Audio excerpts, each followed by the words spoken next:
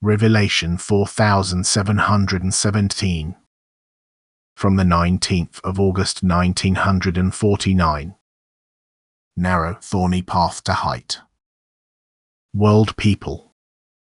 Countless people could still leave the broad path they are walking on and enter the narrow path which leads to me, thus to the aim. They could still gather rich treasures, even though the time until the end is only short. They still have helpers at their disposal on earth and also in the spiritual kingdom who would like to provide them with right guides and to whom they could entrust themselves without hesitation. Yet their will alone decides, and as long as this will does not consciously turn to me, for which faith in me must first be present, as long as the world is still in the foreground, thus holding all of the human beings' senses captive, they still walk on the broad path which seems more appealing to them and which they therefore don't want to exchange for the narrow, unappealing path, but which is the only path upwards. And yet they themselves should feel that the world can only offer worldly reward, whereas the spiritual kingdom can only be won spiritually, thus by surrendering the earthly world.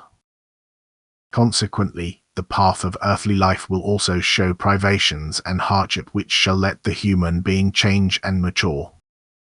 In the last time before the end, the path to the height will be particularly difficult to pass. Thorns and undergrowth will often make it impassable, and the wayfarer will have to look for help from above in order to reach the height without danger.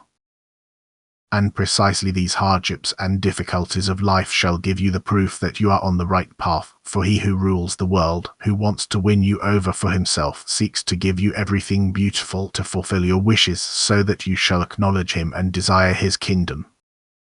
Not many take the narrow, difficult path, and you can already recognize the time of the end because everything pays homage to the world. People live a worldly life and are only concerned about doing to their body what it desires. But those who walk the narrow path have their gaze directed upwards. They strive towards the spiritual kingdom. They are mentally connected to me and turn their backs on the world. They don't look towards the broad, delightful path because they recognize it as misleading but are seriously willing to reach the right aim. Countless people could take an example from those and try out what a way of life that is less pleasing to the body than to the soul will bring them. And people's spiritual development as well as their physical condition would truly look better, for earthly hardship and suffering would also cease to exist because people would not need it if they took care of their upward development themselves. Yet people don't listen to well-meant advice. They don't turn to my word and my indications of the near end. And thus time will pass without success for the souls until the day has come when all will be called to account. Amen.